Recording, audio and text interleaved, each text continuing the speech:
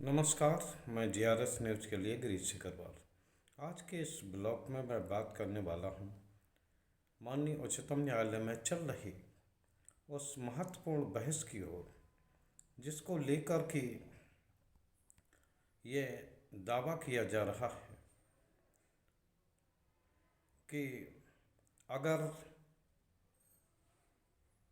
ये मामला अंजाम तक पहुँचा तो निश्चित तौर पर भ्रष्टाचार और जो कॉरपोरेट जगत से नज़दीकियां जो सत्ताधारी दल की रहती हैं वे गुजरे दिनों की बात हो जाएगी। जी हाँ, इस समय सबसे महत्वपूर्ण विषय पर यानी कि चुनावी फंडिंग पर बहस जारी है। 31 अक्टूबर से लगातार बहस इस बात को लेकर हो रही है जिसके लिए 2017 में एडीआर सरकार की कुछ नीतियों के खिलाफ वहां गई थी और चुनावी बॉन्ड को लेकर उन्होंने सवाल खड़े किए थे। बाद में 2018 में इसी मुद्दे को लेकर कम्युनिस्ट पार्टी भी माननीय उच्चतम न्यायालय का रुख किया था।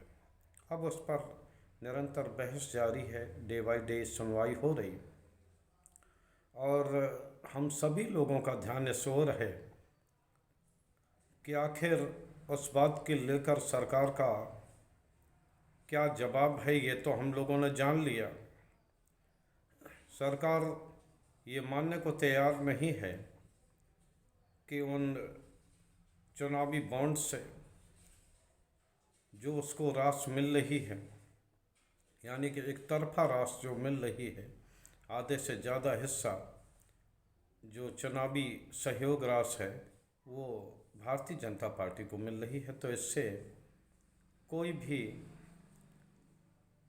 आम जनता का लेना देना होना चाहिए।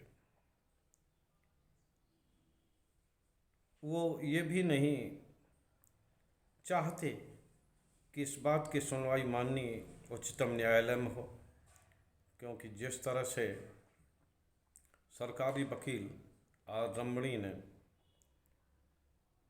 सुप्रीम कोर्ट पे इस बात पर का सवाल खड़ा किया कि ये सुप्रीम कोर्ट इस मामले को नहीं सुन सकती क्योंकि ये सरकार का एक नीतिगत मामला है और नीतिगत मामले पर सुनवाई का अधिकार सुप्रीम कोर्ट को नहीं है। और दूसरा, माननीय न्यायालय उस मामले को सुन सकती है जिससे कि तमाम लोग प्रभावित होते हों। सरकार को चंदा कौन दे रहा है चुनाव के लिए, इस बात को लेकर आम जनता को कोई भी लेना देना नहीं है। ये दो मुख्य बातें हैं जिन पर कि पूरी बहस इस समय जारी है। निश्चित तौर पर जब ये शुरुआत हुआ था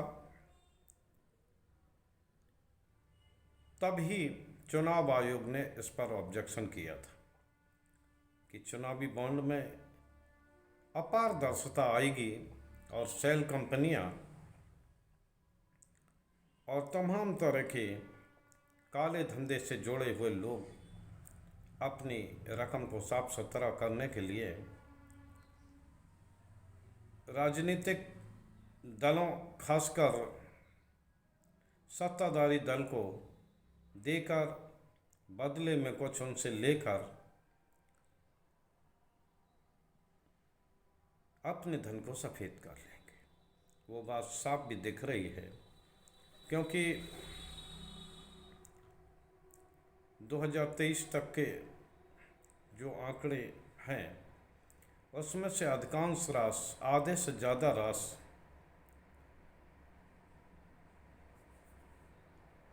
जो चुनावी सहयोगियों से मिली है वो केवल भारतीय जनता पार्टी को मिली है। और सबसे ज़्यादा चौंकाने वाला आंकड़ा ये है कि चुनावी बॉन्ड में 95% तक की रास भारतीय जनता पार्टी की कब्जे में है। यहाँ ये सवाल उठता है कि आखिर कौन लोग हैं जो भारतीय जनता पार्टी को चुनावी बॉन्ड के जरिए मदद करते हैं। आखिर कौन लोग हैं जिन्होंने कि अपनी रहनुमाई के लिए भारतीय जनता पार्टी को चुना है, चुनावी सहयोग के लिए चुना है, और बदले में वो आखिर किस बात की सेफ्टी चाहते हैं जो वो एक पार्टी विशेष को ही देते जा रहे हैं। और सरकार का स्पष्ट तौर पर ये कहना है कि आम जनता का इससे कोई लेना देना नहीं, यानी कि आम जनता को ये अधिकार नहीं है कि वो इस बारे में जाने कि कौन मदद कर रहा है। बड़ा ही मनोरंजक तर्क है सरकारी वकील का। हालांकि अभी बहस जारी है, लेकिन चुनाव आयोग एक कैंपेन चलाता है चुनाव के दौरान, नो योर कैंडिडेट, यानी कि आप कैंडिडेट के विषय में जान लें। उनके हलफनामा के अनुसार देश के समाचार पत्रों में, 3 समाचार पत्रों में इस बात की घोषणा की जाती है कि आखिर उनकी पृष्ठभूमि क्या है उम्मीदवार की, और उन पर कितने अपराध हैं, और वर्तमान में उनकी क्या स्थिति है। अगर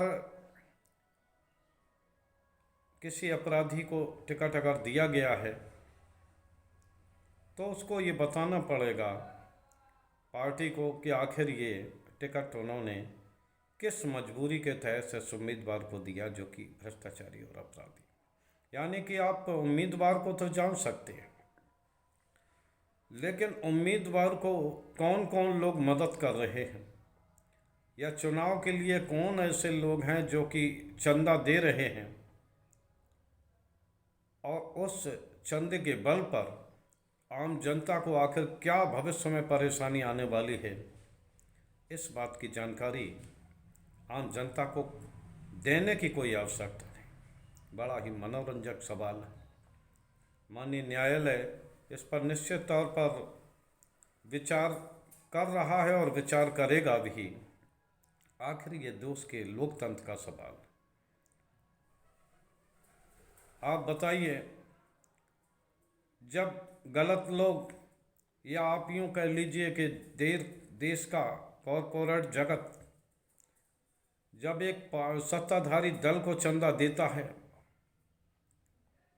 तो वो बदले में ये आशा चाहता है कि वह सरकार, वह पार्टी उनके राजनीतिक हितों का संरक्षण करे। इसी प्रकार अगर कोई अपराधी आदमी किसी को मदद करता है चुनाव के दौरान, तो वो भी बदले में ये चाहता है कि उसका जो अपराध के जरिए खड़ा किया गया जो साम्राज्य है उसको ये पार्टी या ये दल उसे सेव करे। अगर हम अपराधी के पृष्ठभूमि के विषय में जान सकते हैं, मैं आम जनता के विषय की बात कर रहा हूँ, ये बात खुद के लिए मैं नहीं बता रहा, कि अगर आम जनता को ये जानने का अधिकार है कि उसका रहनुमा करने वाला उम्मीदवार, चुनाव लड़ने वाला उम्मीदवार किस कैटेगरी का है, अपराधी है, भ्रष्टाचारी है, या किस तरह का है, ये हम जान सकते हैं।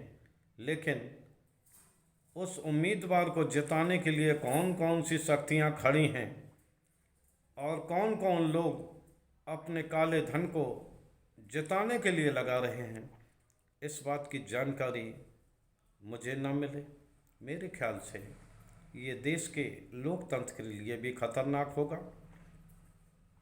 और अगर पूरा चुनाव अगर एक पार्टी विशेष के या चुनावी चंदा आपका ये एक तरफ अगर खिसकता जाता है, तो आप यहाँ मान लीजिए धीरे धीरे करके वहाँ लोकतंत्र की हत्या होकर तानाशाही की ओर देश बढ़ता है।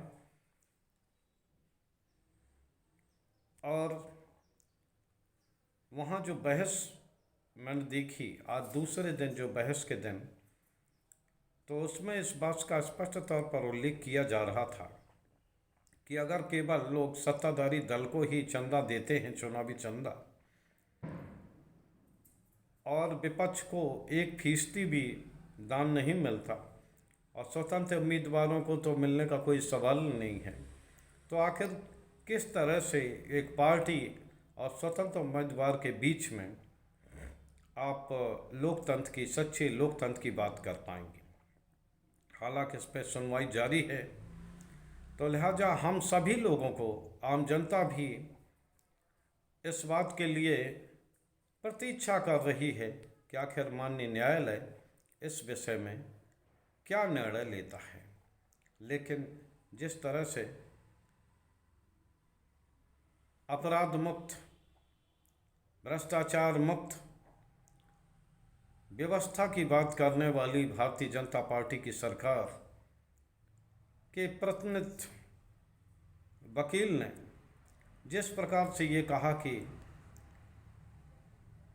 पैसा किस स्रोत से आ रहा है ये जनता को जानने की आवश्यकता नहीं है, तो निश्चित तौर पर ये आश्चर्य का विषय है और ये लोकतंत्र को कमज़ोर करने वाला कदम है। आज के ब्लॉग में बस इतना ही। जय हिंद, जय भारत।